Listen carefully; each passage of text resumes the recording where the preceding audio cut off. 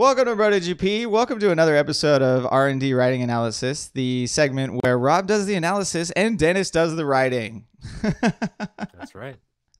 I'm going to like saying that every time. There you go. Is that by DMX? No, who is it? I have no idea. Whatever. I don't know. Yeah, we can't play copyrighted music on YouTube anyway, so that's not going to happen. No, that's why I didn't say I'm a rough rider. But then you just made me say it right now. Damn it.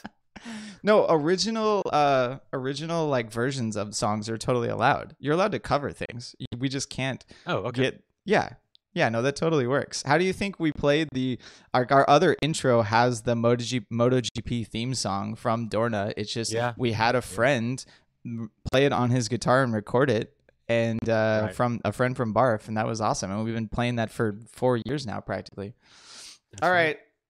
So last time out, we were talking about rushing the corner. So we spent what seemed like 15 minutes talking about turn 1 and turn 2 from Dennis's writing, and I did warn you that it was going to take 3 hours to do an entire lap. What do you what do you remember? Tell me what you remember about rushing the corner. Well, I have a bad habit of doing that, and I will actually admit to that. But, it actually rushing into corner, despite it's like a misnomer because you're actually slowing yourself down in the long run. You know what I mean? By rushing it. Can you break it down for the listeners a little bit more than that? I want to making you talk. Whenever I rush into corners, you're right. I do it kind of enters into a panic mode where I'm like, oh shit, I kind of went in too fast. Let me stop this thing. But that this thing is moving around underneath me, so I can't even turn in yet. So rushing into corner, it isn't usually like the fastest way around the track, This is, so Dennis is the artist of half of this group, and I'll be the engineer here and break it down just a little bit more. So essentially, anytime Dennis tries to brake later for a corner, he sometimes it's dramatically later. In the last episode, we showed that it was 70 feet later, and he brakes a lot harder, which seven Dennis's later. Yeah, 7 Dennis's later. No, it was 11 Dennis's later. Sorry, 11. Right, you're right. Yeah. He accomplishes a lot more in the braking zone. Like he does actually brake significantly harder. But then what he ends up doing is he overslows. So compared to previous laps that may have been a little bit slower or where he brakes sooner, his roll speed is lower. So that's the exact situation that I like to describe as rushing the corner. You tried really hard. When you say roll speed, that's the same thing as saying corner speed, right? Like. It's the one thing about corner speed is I've been looking at a bunch of data for really like my data for a number of years now, and there aren't really that many corners where you hold a constant speed. So when someone says corner speed, I think that, okay, you got into the corner and you held that corner speed and then you accelerated out of it. Even for a corner like turn 2 at Thunder Hill, which is very, very long, and you sit there, very long, yeah. You're still not holding a very constant speed. I haven't even switched over to the data yet. So let's switch over to the data and let's show you what I'm talking about. So, all right, we have this is almost where we left off last time. We have 2 laps from Dennis, a 2:01.2 and a 2:03.5. I'm going to pull up the map and I'm going to show you turn 2. Turn 2 is up here in the top right, and It's a really long corner. It's long corner. It's not constant radius. Like do you know how long Thunder Hill is? It's like 3.5 miles long. It's over 3 miles, I'll tell you that much, yeah. Yeah, so it's a pretty fast track, and and the lap times are still, for an A group track rider, they're still around 2 minutes or just above 2 minutes. I think the lap record's like 1:48. So the track is large, it's fast, and it's pretty long. So if you look at, like, I'm just trying to give you a reference for scale here, but turn 2 is quite long, and Dennis's minimum speed in turn 2. We'll make this a little smaller, and then we'll come over here to turn 2. his minimum speed on his slower lap was, or his even his faster lap actually, was 64 miles an hour, 64 and a half, up here in the top right hand corner. And then at that same speed, and then for the other lap, the 67 miles an hour. And actually, the cool thing is the cursor shows you exactly where you did that speed, right? If you look over here. Yeah. So on the lap where you overbraked, you got into the corner and your slowest speed was at turn-in, right? Like a point where most people are still braking and still slow. Like faster people are still slowing down here, and they're going in deep for that corner. And they haven't set their lean angle yet. You've overbraked, and you actually increase your speed a little bit. That's one good way to know that you rushed the corner. If you have to get back on the throttle to get back to your corner speed, you've rushed it. But sorry. So back to the point I was trying to make about corner speed. So the one thing that you see here, right? Even though turn 2 is very, very long, there's really no point at which Dennis is doing a constant speed. Like these lines over here do not go horizontal. They're always kind of going up or even a little bit down.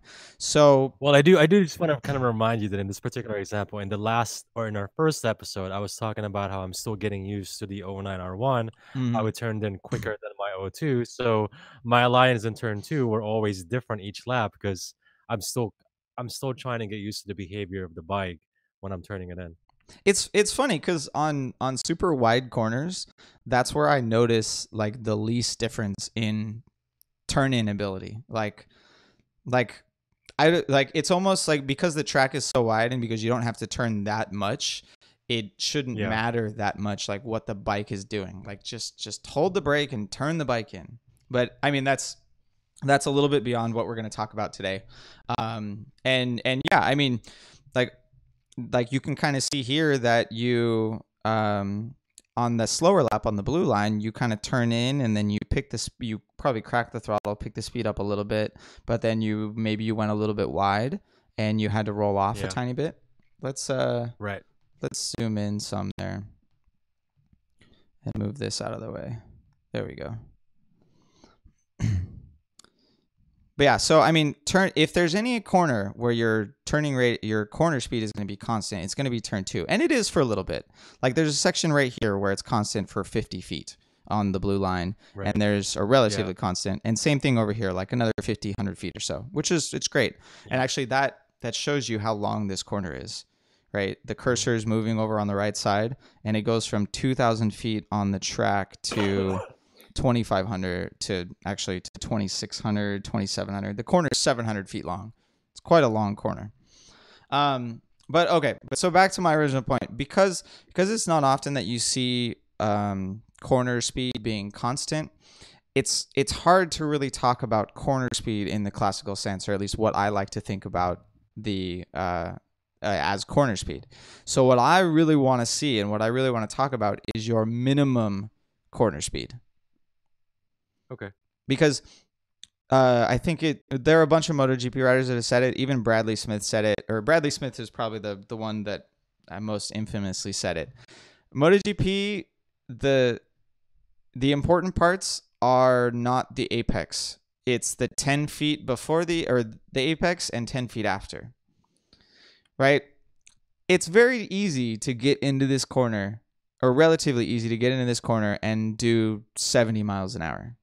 Right? If you were doing 70 miles an hour on the straightaway beforehand and all you had to do was turn in, they'd be a piece of cake, right?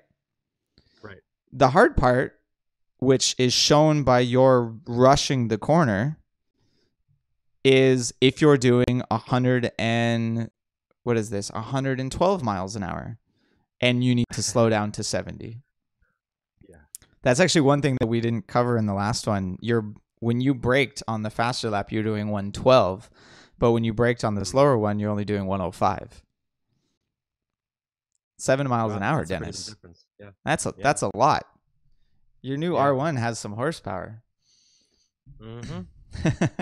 Yes, it does. But yeah, so anytime I'm going to be talking about corner speed, I specifically am likely going to mean minimum corner speed.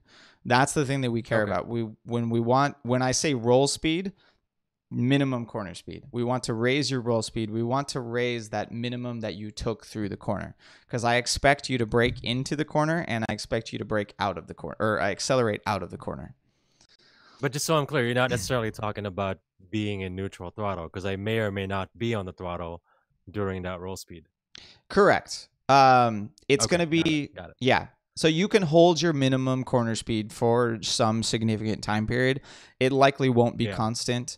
And I mean, here in turn 2, I bet you a lot of this slowing on the blue lap was caused by you just rolling off a tiny bit. Like, you were probably still holding maintenance throttle, but it wasn't enough to hold the corner speed. Right.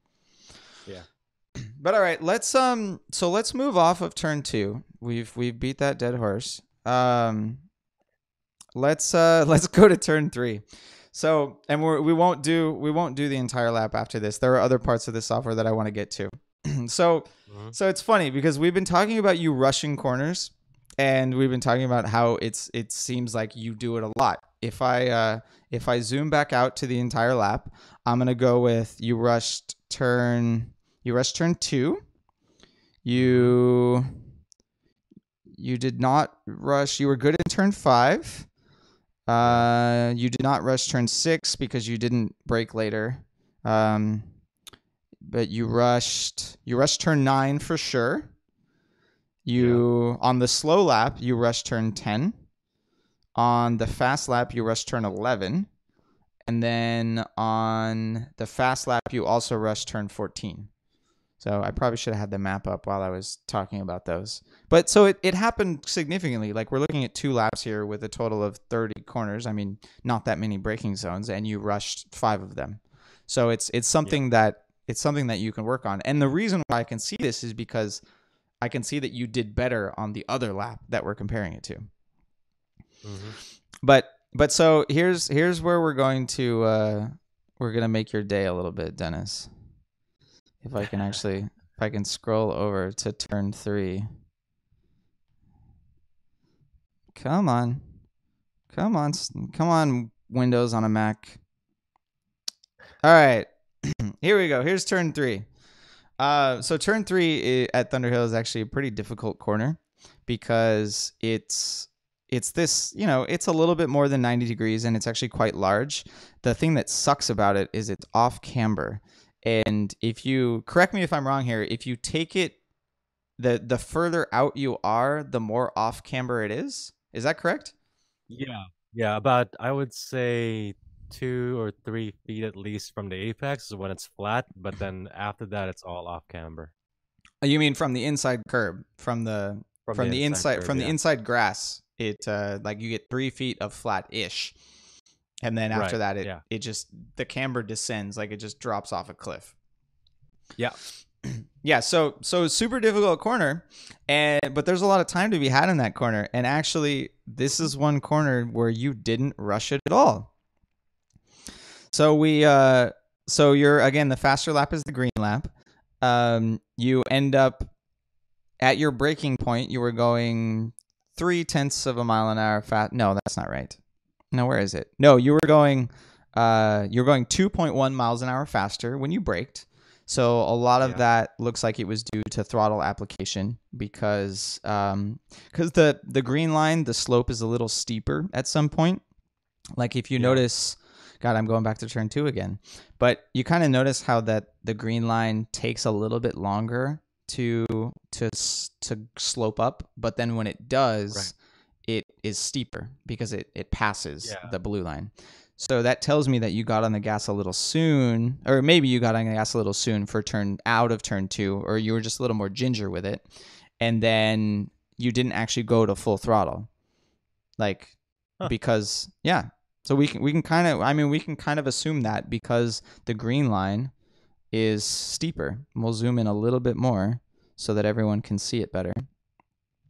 Yeah, so the green line is steeper than the blue line. Like, that's why the green line is able to pass the blue line and go to a higher speed.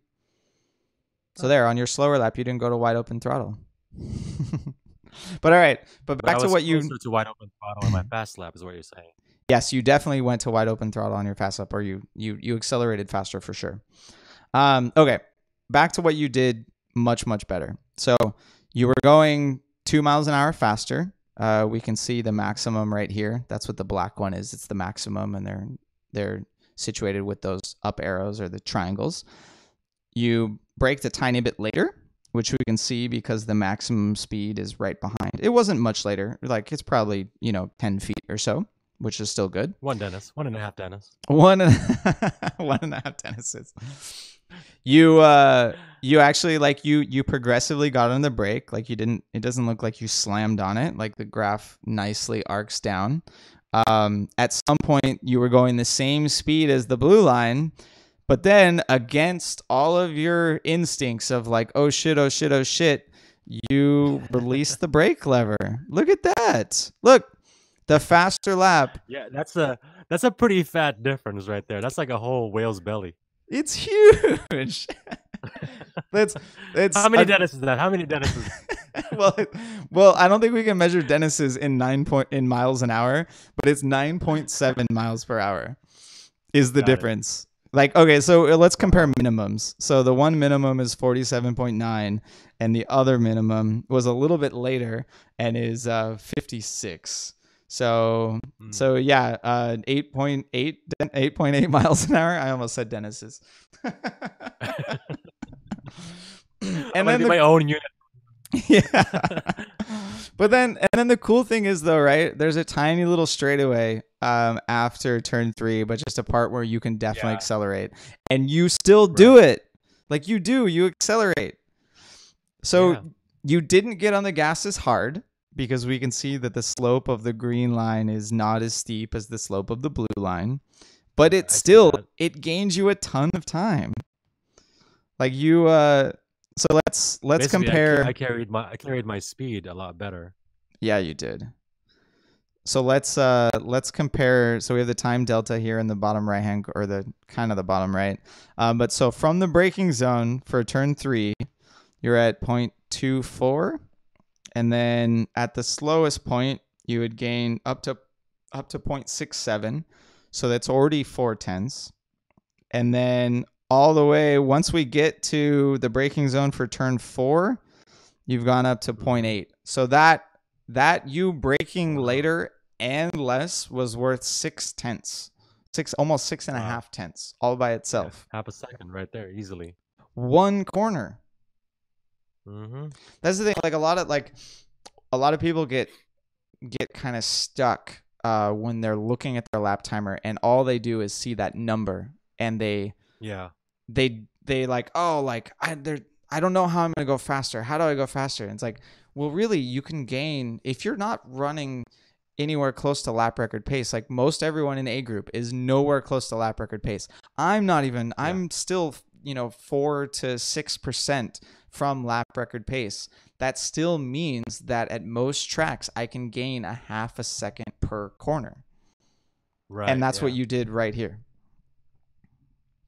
So we just got to do that for all the other corners that you rushed. Just got to do the same thing. That's one corner. I'm going to do like 14 more corners. Tall order. Let's do one more corner before we move on to a different part of this software. Let's kind of zoom out here. I'm going to find another one that you didn't rush. Actually, no, we'll do one that you did the easy way. All right, so let's move it over there. We'll pull the map back up. Well, having the map up is probably helpful if we can keep the... All right, so we're looking at turn 10 here. So turn 10 is probably it's the second hardest braking zone in the corner. Describe turn 10 for me, because last time in the first episode, we actually did talk about turn 10 a little bit. Yeah, we did. It's a downhill braking after I wouldn't say a straightaway, because there's a very, very slight kink to it, but it's straight enough. Straightaway. It's a straightaway because the track is wide enough. The line that you can take on it is pretty much straight from turn 9. So see how it's green on the track map? That means it's a straightaway. Yeah. Okay, you're right. I acquiesce, but my problem is, like, there's a slight hill that you have to crest before you see the apex, or at least the inside curving, while you're already braking. Wait, of turn 10? Are we talking about the right corner, the same corner? Yeah, turn 10. Wait, I thought turn 10 is at the end of the straightaway when you can see, like, you come over the crest from the water tower, and then... Wait, there's a crest for turn 10 too? It's a very, very slight crest. I mean, it's all going downhill, but it kind of, I feel like there's a point where it actually, the slope kind of steepens a bit more going downhill. So it's just enough elevation change that it kind of hides the inside curb from you. That's what you're saying. Right. You might actually be able to see it if you play back the last video where we had my onboard footage. It's too late. I've already committed to not having that on this episode. Yeah. No, okay. So we'll do this one real fast. So you did not rush this corner. You did almost the exact opposite. You actually braked a little bit earlier and braked kind of, you actually kind of braked at the same rate. So we can see here that compared to your slower lap, the faster lap brakes sooner. And then the line steepness is comparable. But at some point, and actually, if we look at the delta, we can see that the blue line gains some time back because the blue in the delta down here at the bottom, the blue line goes back down. But at some point, you decided for turn 10, because you weren't braking as hard or because you had braked earlier, that you were going fast enough or you were going slow enough, and you could release the brake a little bit and you could turn in, and you did. So there's your... Yeah. Actually, if we look on the map, it's kind of a weird spot for you to have your minimum speed. Look at that. Would you say that you early apex the corner? Well, yeah, I would say that. It's characteristic of the turn, I want to say. But it's not, though. At least for me. It is for you, because you kind of do it in both corners. But so this is actually unintended. I didn't really mean to call this out yet. But is turn 10 an entry corner or an exit corner? What's more important, the entry or the exit of turn 10 for the lap time? I feel like for me it's entry, only because it's a very, very short distance at the exit of 10 and into 11. Correct. So I feel like yeah, for me it's an entry corner. It is an exit corner. It is an entry corner, but you're not treating it as an entry corner because you're look where your slowest speed is, right? If I could, I guess making this bigger isn't going to help all that much, because the thing is on there, the turn 10 labels there. But your slowest point of the corner is very, very early in the corner, right? Like which you kind of right. Yeah, for an entry corner, you want the slowest point to be at the inside curve, like at the middle of the corner or after, right? You essentially want to go long on this corner. You want to hold the brakes for a long time. You want to sacrifice I'm doing the exit. Opposite, because I feel like before I even hit the apex, I'm already on the throttle gassing out. Yeah, which is not helpful for the lap time. It's not something that you need to do. As an entry corner, but what you're saying is my behavior is treating it as if it's an exit corner. Correct. Yep. Okay. I know, right? So so you need to hold that brake longer, let the bike turn more while it's on the brakes, and then get on the gas. And so that just means that you can push this braking marker probably like another 50 feet, another 100 feet without having to change all that much. So we got to find you a new marker, and we got to get you just to do the same exact braking, but hold it later. Just hold it past your let off the brakes point. But all right, but it's good. You didn't rush this one. You were comfortable. You let off the brake. You carried the roll speed. Perfect. It's great there. We gotta move the point where where the roll speed happens, where your minimum apex speed happens. All right, we're running a little long here, but there's one other thing that I want to show everyone. And this is, I told this to Dennis earlier today. This is pretty much a bombshell for his lap time. So there's this other report, and it's called a split report. It's like if you go from the button that's the graph and you move over 6 buttons, we get the split report, and it brings up this right here. So Excel spreadsheet. Hey, now we're talking my language. Yeah, right. So this all so these aren't classical splits. Like obviously when you're watching MotoGP or World Superbike, they have, four Yeah. splits. Right. And they you try and go faster than everyone. You can actually set classic splits in your lap timer with the GPS manager software that also comes with it. But because we put the track information in the lap, it's now subdivided the track into splits for us, and every straightaway and every corner is its own split. So we can gain some information here. So this row right here is your fastest lap time at a 2:01.242. And then all these little bold times are your fastest splits. So like on the straightaway between 5 and 6, you were fastest on that 2:03 lap time that we've been talking about. Same thing Okay. in turn 9, you were fastest on that 2:03 lap time. But Mhm. then look down here, Dennis. We got this lap right here. And Yeah, what is that with all the yellows? the lap time is atrocious, right? It's a 2:44. And that tells me that you came into the pits. But Uh-huh. all the yellows are telling me that the yellows are your best rolling lap.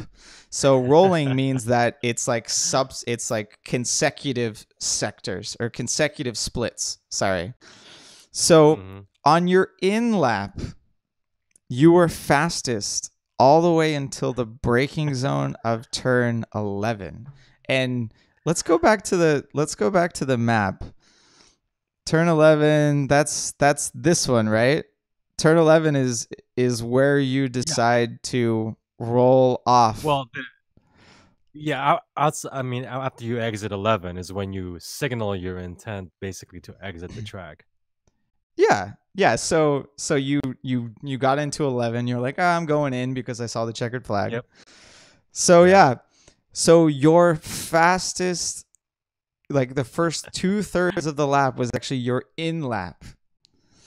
And the cool thing is about this software, if we had combined the 2/3 of that lap with the 2/3 of, or the 1/3 of your other lap of the 2:01.2, we'd get 2:00.192.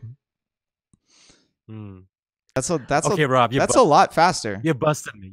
You busted me because I actually can be under sub 2 minutes. But see, I'm the guy where the journey is a lot more important than the destination. So I was like, you know what? This feels fast. This feels really fast. I'm gonna go fucking in the pits right now. I wonder if you saw the checkered flag and you were just like, nah, man, like I'm super relaxed, and you just rode through and you just didn't brake as hard, because that No. can Plot happen. twist. Plot twist. Yeah. There was no checker flag because I never see What? the checker flag. I always go in when I'm like, I've had enough. Are you serious? God damn it. All right. Probably. It's on All right. video. Next, it is on video. Next time I ride on the track with you, we're catching every checkered flag, every single one. It's actually a Damn goal it. for track days. You should do it. Catch every checkered Is it? flag. It's never been my goal actually. I mean, also everyone on the planet that's watching this can now see here that you only did 5 laps in a 20-minute session. So shame on you. Yeah. Shame on you. I know. I know. Damn it. He's a That's what control happens when you don't have to rider. pay for track. Yeah, he's a control rider. He doesn't have to pay, and he has to like work and help out people previously in the day. So he does, like, he gets tired. And also Thunderhill is really hot sometimes. Okay. So yeah, your best rolling lap was a 2:00.192, and that combined the 1/3 of that in lap and the 1/3 from your fastest lap. And then there's this Okay. other lap right here too. That's your theoretical best lap time. So this is just like they show this on MotoGP after every session. They take the Yeah. fastest sectors from the fastest person, right? So if Marquez was fastest in sector 1 and Vinales was fastest in sector 2 and Rossi was fastest in sector 3, and someone else for sector 4, then they combine them and they get the ideal lap time. So that's what this Right. theoretical best lap is. And so this combines sectors from, this one from your 203 and this one from your 203 and that one from your 203 and then a bunch from your 201 and then a bunch from your in lap, and it gives you a 1:59.786. Sub 2 minutes, which is our goal Sub two right now in this minutes. segment. Yeah. Damn. I've On my data, I've looked at that, and like, at a track with just like this with 28 fake splits and been like half a second off of pole. And I'm like, what? Like, it's just your theoretical best lap is ridiculously hard to do, right? It means you did everything perfect. Everything that you possibly can do, you did it perfect for an entire lap. If you could do it and if I could do it, we would be getting paid to race motorcycles. But we're not. Yeah, absolutely. Yeah. Well, we are now with YouTube. Thank you, YouTube. Yeah, the whole we're at like $7 now. Thank you, YouTube. Hey, getting paid is getting paid. It's not about how much you're getting paid. All right, everyone. This one went a little bit longer than the last one, but I finally made it to split times. What else? What else is there to go over?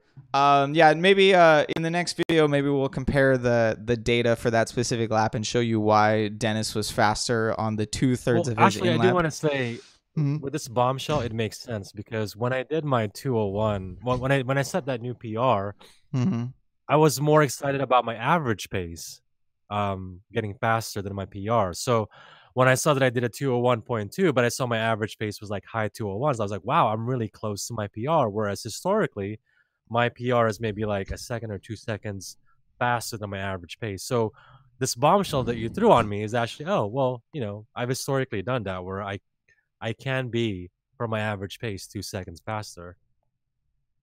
I mean, and that's one thing that we're hoping to improve here, right? Is your consistency over the laps. Like obviously when you're looking to go faster, you got to pick, or I mean, you may have to pick it apart, right? Let's go faster in turn 3. Let's go faster in turn 9, right? But then eventually you'll have to put it all together. You'll put it all together for one lap. And then the next step after that is putting it together for an entire session. I mean, if you were racing, which is ultimately what I want, because I don't want consequential speed, whereas, I mean, I know I've had friends tell me that if you were racing, you could easily add 3 or 4 seconds less for your lap time. But I'm like, I don't want that. I want to be able to pull this out of the bag whenever I get on the bike and get out on track. I don't want to be influenced by the riders around me or the circumstances. Even for racers, that is still the next step, right? So maybe they cut 3 seconds and they do it for one lap, and then all their other laps were 2 seconds lower or something. Right. But then the next step is to be able to do it for the entire 6-lap club race. And it's making it your average pace. Exactly. It's something that I struggle with too. Like in Moto America races, the weekends we get a double header most of the time. The first race, I'll usually get to my PR or I'll be pretty fast, but I may not have run it the whole race. Especially like at Sonoma last time, I'd never been there before, so I didn't know how hard the race was going to be. I had a terrible first lap, so I got held up, so that slowed down the first couple of races. And the first race for me was slower. The second race at Sonoma, I did 22 seconds faster, which means it was more than 1 second a lap faster because I only did 18 laps. Like that's the goal. That's the next goal. And we'll definitely work on that. Everyone watching, I pulled up Dennis's in lap, and you can see if I actually, so here's turn, here's where he finally like decides to like roll off it. And what? Yeah. No, I'm just looking at the speed, at the delta. So all he did, he actually braked later into turn 11 on the in lap and made it to 1.069 seconds faster. And then he just held the brake on and then just didn't use the throttle. That's all it was. Busted. Yeah. No, but I mean, it was your in lap. Like you were so close. I mean, just little tidbits, right? You didn't rush. Look at the way the difference graph at the bottom looks. Well, it's the difference graph is it's not showing us important information because the difference is 44 seconds or whatever, like way over here. If we could, if we could, if we could see the delta for only the first 2/3 of the lap, then it would give us really important information. But even look at the speed, right? Like, look, your apex speed in turn 1 was higher. Your apex speed, or your minimum corner speed, your minimum speed in turn 1 was higher.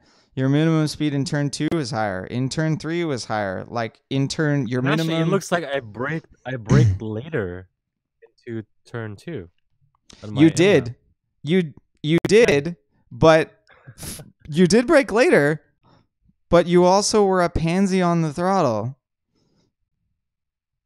into turn 2. Look, see how so you didn't but look at go the wide roll open. Speed. Look at the yeah, but the roll speed is way higher. The slow speed. The roll speed is 3 miles an hour, or sorry, 5 miles an hour, 4.5 miles an hour faster compared to your fastest lap of the whole day. So yeah, like just don't rush the corners, Dennis. I mean, it just shows you that treat every lap as my end lap. That's the key. Yeah.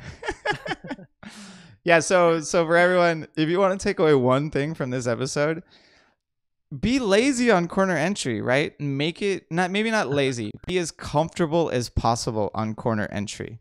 Like if you need to just roll off the throttle a little earlier and get onto the brakes a little, and then that allows you to use the brakes softer, do it.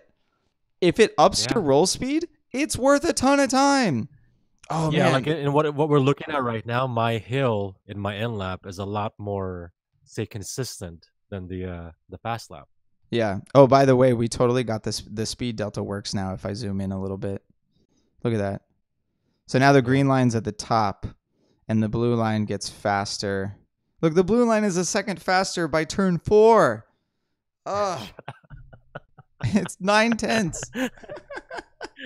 All right, everyone. This one's gone on too long. Thanks for watching R&D Writing Analysis with Rob and Dennis. I'm not even going to say the catchphrase. We have more plans. We have more plans coming up for this. Obviously, we're going to get into more stuff. I still have math channels to show you, and I'm a nerd, and I'm really excited, and Dennis is probably afraid of them. It's okay. I have white wine to hold me over. Perfect. Wait, my white wine is gone. All right, everyone. Thanks for listening. Like this video, share this video, subscribe to our channel. Please leave any comments. If you have any questions, leave them in the comments below, and I will try and cover them in the next episodes. One thing that I forgot to tell you in the last one is I've been getting a lot of requests about doing this same analysis for other people. I'm down. Eventually, Dennis is going to need to go actually ride his motorcycle and not listen to me anymore. So I'm going to have to fill these episodes up with other things. So yeah, it's actually pretty easy to get someone to email me these files. They just export from the software, and I can do the same exact thing. So yeah, we actually have on one of our upcoming episodes, right? We're going to use one of my friends who also has a solo too and has data from Thunder Hill. We're going to compare his with mine in hopes of helping him as well. Exactly. We're going to compare him to you. We're going to compare you to me at Sonoma. We're actually going to ride at Button Willow together and on Auto Club in October. Yeah, in about a month and a half. So there's a lot of plans for this segment. I promise it won't just be looking at graphs. We'll do some video as well. And yeah, we're going to keep it going. So thanks for listening. Sorry it was so long. I hope you enjoyed it. Peace. Peace.